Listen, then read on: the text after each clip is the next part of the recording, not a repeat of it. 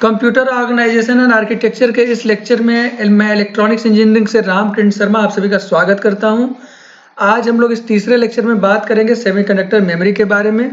इस लेक्चर में केवल इंट्रोडक्शन होगा और इसके बाद वाले जो वीडियोज आएंगे उसमें उसके टाइप्स, जो अलग अलग तरह के मेमोरी यूनिट्स होंगी, किस तरह से वो डिजाइन किए गए हैं, उनका इंटरनल स्ट्रक्चर क्या है, उस पर बात हम लोग करेंगे और उनके बीच का जो कंपैरिजन होगा वो भी आगे वाले वीडियोज में हम लोग देखेंगे। आज सिर्फ हम इतना समझ लें कि सेमीकंडक्टर मेमोरी होती क्या है। एक जो टर्म यहाँ पर समझ में हमको आ रहा है, अगर आप ध्यान से देखें, है ना, तो क्या है, वो है सेमीकंडक्टर।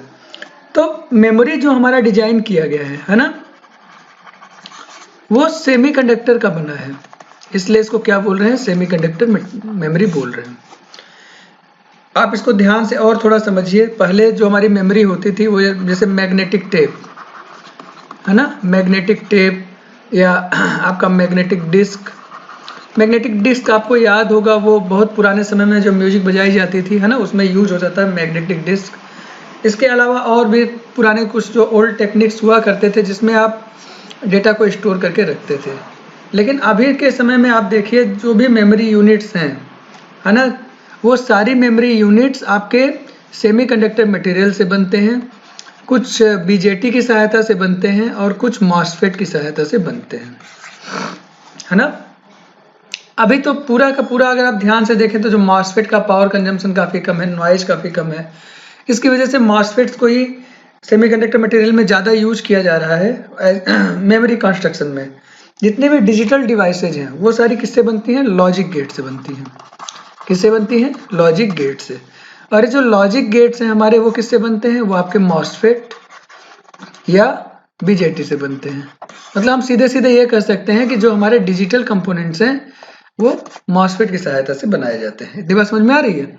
और उन्हें डिजिटल कंपोनेंट की सहायता से आपने जो मेमोरी यूनिट है, फ्लिप फ्लॉप, है ना, आपको ये भी मैं क्लियर कर देता हूं कि जैसे 1 बिट हमें डेटा स्टोर करना है। 1 बिट डेटा क्या हो सकता है, या तो 0 या तो 1। इसको उसके लिए एक सिंगल प्लेस होगा, एक बिट आप स्टोर कर सकते हैं, या तो यहाँ पर 0 आएगा या तो यहाँ पर 1 आएगा। और ये जो हमारा 1 बिट स्टोरेज हो रहा है, इस इलेक्ट्रॉनिक डिवाइस को आप बोलते हैं फ्लिप फ्लॉप। और यहाँ पर 1 बिट के लिए 1 फ्लिप फ्लॉप यूज हुआ है। अगर आपको 8 बिट डेटा एक साथ स्टोर करना है तो उसके लिए आपको 8 सेल्स का मेमोरी चाहिए, है ना, 8 सेल्स का मेमोरी लोकेशन। तो जो 8 सेल है, इसके लिए आपको 8 फ्लिप फ्लॉप्स की जरूरत पड़ेगी, तब आप इसको डिजाइन कर पाएंगे। ये जो फ्लिप फ्लॉप हम डिजाइन कर रहे हैं उसको आप लॉजिक गेट की सहायता से डिजाइन करेंगे, जिसमें मॉसफेट आपका या बीजेटी यूज होगा। इसका सीधा सीधा मतलब है कि ये सारे क्या है, सेमीकंडक्टर मेमोरी है। इतनी बात समझ में आ गई। तो सेमीकंडक्टर मेमोरी कहाँ कहाँ यूज होता है, इसका मतलब हम देखें अपने चारों तरफ जितने भी टर्मिनोलॉजी हैं, रैम है, रोम है, D RAM, S RAM. D RAM मतलब डायनेमिक रैम, एस रैम मतलब स्टैटिक रैम। फ्लैश मेमोरी आपका हो गया, यूएसबी ड्राइव आप जानते ही हैं, ठीक। इसके अलावा DDR 1 2 3 4 5 ये सारे जितने हैं हमारे। फिर जितने भी PCB असेंबली है, आपके मदरबोर्ड और उससे कनेक्टेड जितनी भी चीजें हैं, कैश मेमोरी, और वो सारे भी, सारा का सारा आपका सेमीकंडक्टर मेमोरी का पार्ट है। तो बिना उसके, इससे क्या हो जाता है, सेमीकंडक्टर मटेरियल को अगर आप यूज करते हैं तो उसमें जो इलेक्ट्रॉन्स और होल्स के फ्लो की सहायता से कंडक्शन होता है। ऑब्वियस सी बात है, जो स्पीड होगी वो बहुत ज्यादा हो जाती है। तो सेमीकंडक्टर मेमोरी हम क्यों यूज करते हैं, सो दैट कि एक्सेस टाइम कम हो जाए या स्पीड बढ़ जाए। और दूसरा, सेमीकंडक्टर में पावर कंजम्पशन काफी कम होता है। इसका सीधा सीधा मतलब यह है कि जो पावर इफिशिएंट बनाने के लिए भी हमें सेमीकंडक्टर मेमोरी की जरूरत पड़ती है। इतनी बात क्लियर है। अब मैं दूसरी बात पर आता हूं।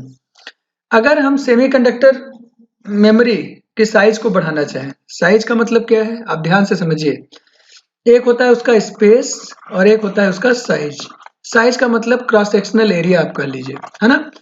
तो अगर आप उसका स्पेस, स्टोरेज स्पेस बढ़ाना चाहते हैं, मतलब 1 GB आपका, है ना, 1 गीगाबाइट मेमोरी है और आप उसको 10 गीगाबाइट बनाना चाह रहे हैं, तो ऑब्वियस सी बात है उसका जो स्पेस है उसको 10 गुना बढ़ाना पड़ेगा, ठीक है। लेकिन अब नई जो टेक्नोलॉजीज हैं उनकी सहायता से आप ये करते हैं कि उतने ही स्पेस में आप ज्यादा से ज्यादा स्टोरेज स्पेस क्रिएट कर सके, उतने ही साइज में।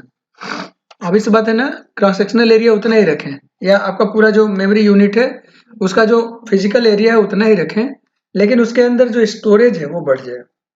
आप मेमोरी कार्ड देखिए, अगर आपको मेमोरी कार्ड याद हो, है ना, तो ये इस साइज का होता है मेमोरी कार्ड, और इसमें अभी तक शेप में कोई बदलाव, शेप या साइज में कोई बदलाव नहीं हुआ फिजिकली, है ना। लेकिन पहले ये 128 MB का आता था, है ना, फिर वो 256 MB का हो गया, फिर 512 MB का हो गया, फिर 1024 MB, मतलब इसको आपने 1 GB कहा, और धीरे धीरे धीरे धीरे ये बढ़ता चला गया। आज के समय में 1 टेराबाइट या उससे ज़्यादा के भी मेमोरी इसी मेमोरी कार्ड के इसी चिप साइज में अवेलेबल है।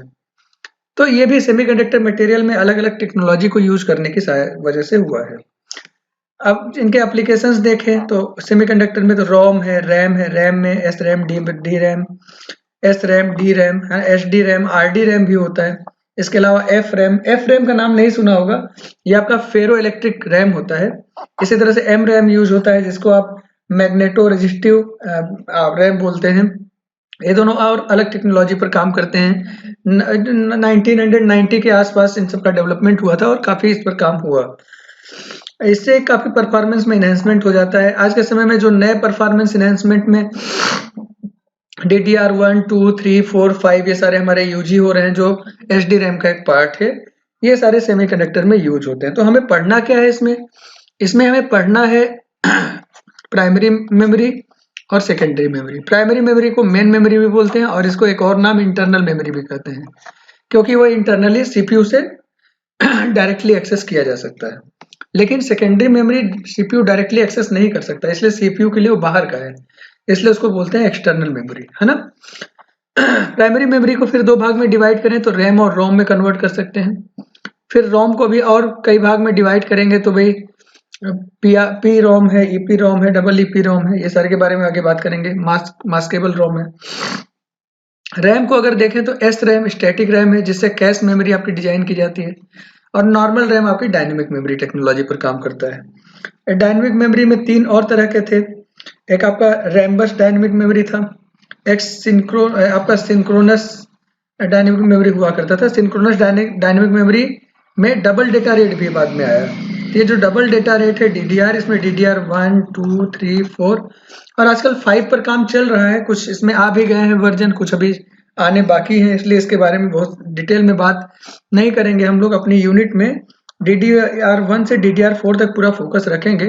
हालांकि DDR5 को हम अपने थ्योरी में वीडियो में इंक्लूड करेंगे, लेकिन आपके एग्जाम में आप DDR4 तक लिख कर आइए, कोई प्रॉब्लम उसमें नहीं होती है। तो ये सेमीकंडक्टर मेमोरीज है जिसके बारे में आगे हमको पढ़ना है।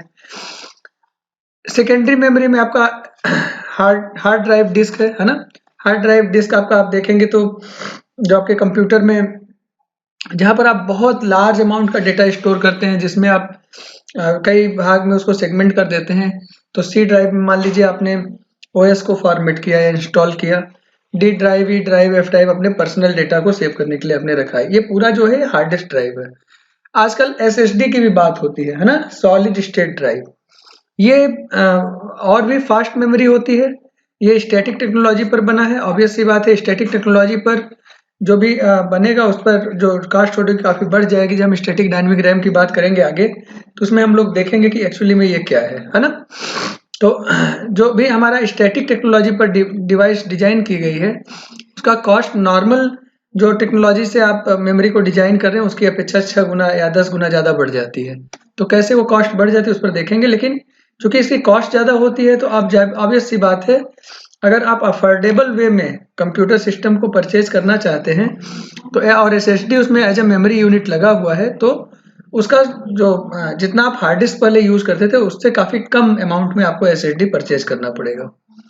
इसके अलावा कुछ और मेमोरी यूनिट्स हैं सेकेंडरी में ही, जो ऑप्टिकल ड्राइव डिस्क है, डिस्क ड्राइव है, CD है, DVD है, ब्लू रे डिस्क है, सारे ऑप्टिकल में आते हैं।